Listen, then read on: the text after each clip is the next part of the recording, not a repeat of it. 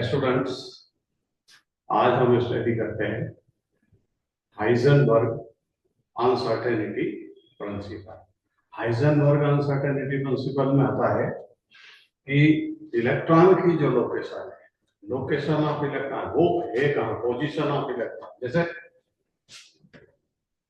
ये nucleus, atom का centre part क्या होगा, न्यूक्लियस। अब न्यूक्लियस सेंटर पार्ट है, इलेक्ट्रॉन की फाइंडिंग प्रोबेबिलिटी न्यूक्लियस में 0 होती है, इम्पॉसिबल।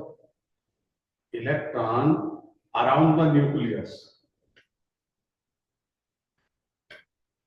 या न्यूक्लियस के सराउंडिंग स्पेस में विथ हाई स्पीड रिवॉल्व है, और उसकी वेलोसिटी क्या होगी, 2.18 10⁻6 मीटर पर सेकंड।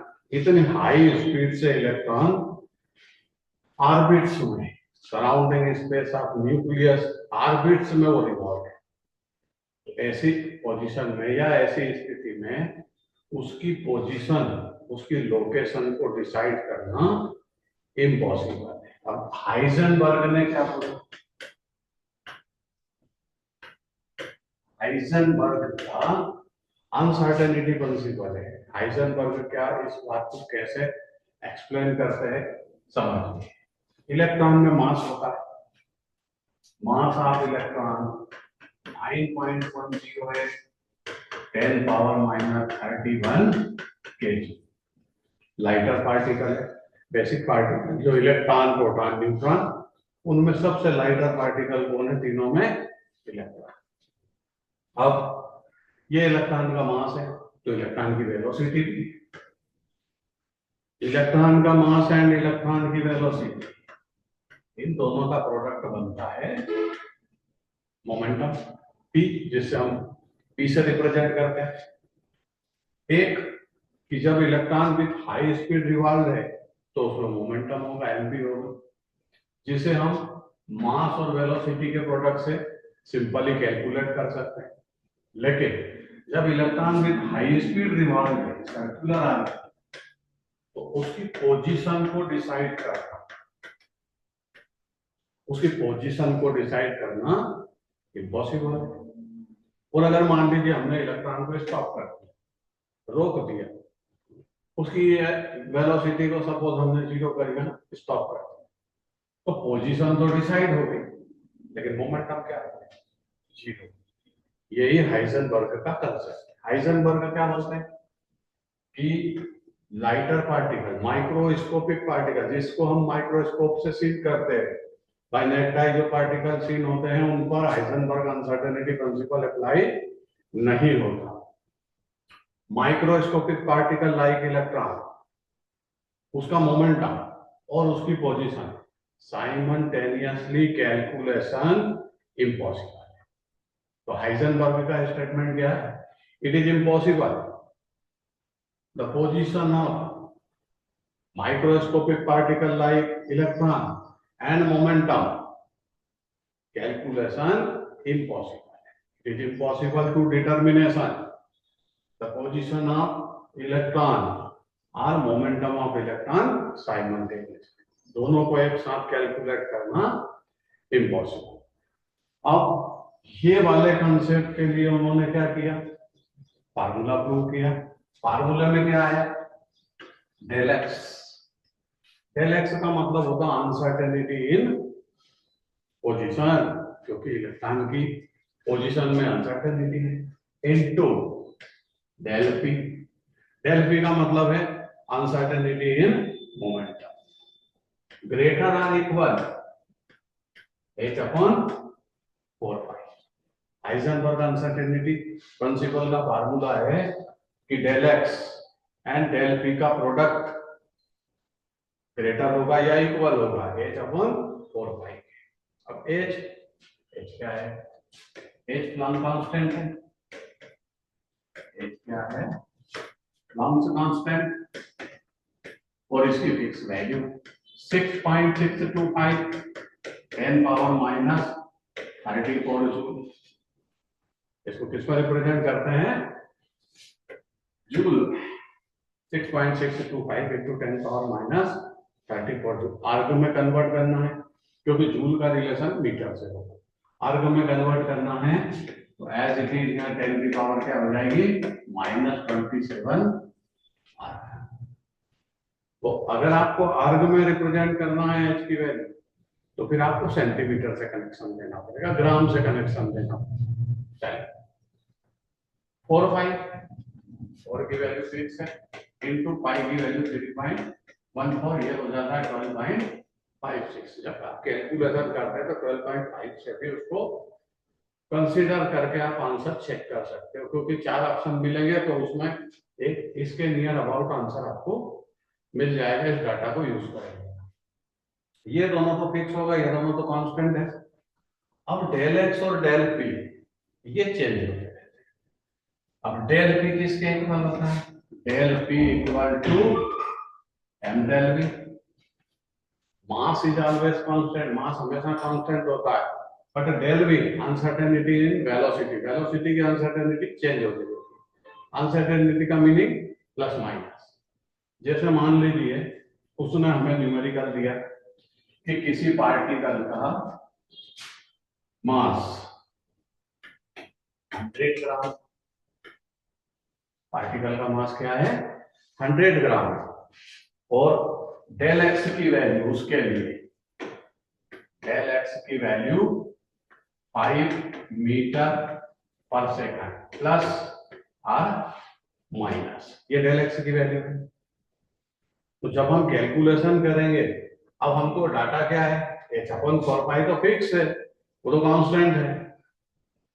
डेल एक्स की वैल्यू गिवन है uncertainty in position 5 metre plus minus, और मास क्या है पार्टिकल का 100 ग्राम। तो जब आप न्यूमेरिकल सॉल्व करोगे तो इस फार्मूले पे जाओगे। डेल एक्स गिवन है, अपने को मास गिवन है, del v uncertainty in velocity इसमें कैलकुलेट करवाएगा। तो फार्मूला क्या बन जाएगा del v equal to h/4 into ये वाला डेल एक्स और इनटू मास। हमने फार्मूला क्या चेंज कर दिया, ये जो डेल पी होता है एम डेल वी के इक्वल है। अनसर्टेनिटी इन वेलोसिटी हमको पता करना है h/4 del x into mass. अब वैल्यू जब पुट अप करेंगे तो क्या होगा, डेल वी जब आप पता करोगे तो 6.625 10⁻⁻34 आपने जूल में रिप्रेजेंट किया। जूल का कनेक्शन मीटर से होगा, मीटर का कनेक्शन मास के लिए किलोग्राम से। 4 की वैल्यू फिक्स है 12.56। डेल एक्स आपको दिया है 5 मीटर पर सेकंड। अब मास की बात करें 100 ग्राम, तो 100 ग्राम को आपको किस में कन्वर्ट करना पड़ेगा केजी में, और फिर आप कैलकुलेशन करेंगे तो आपको कैलकुलेट हो जाएगा डेल। बात आ रही समझ में? तो del v uncertainty in velocity को कैलकुलेट करने के लिए हाइजेनबर्ग के फार्मूले को हम यूज कर सकते हैं। हाइजेनबर्ग ने बोला क्या है, सिंपल सा कंसेप्ट है कि इलेक्ट्रॉन माइक्रोस्कोपिक पार्टिकल है, और इस टाइप के पार्टिकल के लिए, माइक्रोस्कोपिक पार्टिकल के लिए उसका मोमेंटम और उसकी पोजीशन साइमल्टेनियसली कैलकुलेशन इम्पॉसिबल है। अगर आप पोजीशन पता करोगे मोमेंटम 0 होगा, मोमेंटम कैलकुलेट करोगे तो पोजीशन इंडेफिनिट। तो इस तरह ये न्यूमेरिकल आप सॉल्व कर सकते हैं। अब दूसरे टाइप का न्यूमेरिकल कैसे आता है कि अनसर्टेनिटी इन वेलोसिटी गिवन है और अनसर्टेनिटी इन पोजीशन पता करना है। तो आप फार्मूला कैसे बनाओगे, del x equal to h/4 into m into del v, ये फार्मूला होगी। अब इसमें आपको सवाल में वो अनसर्टेनिटी इन वेलोसिटी देगा।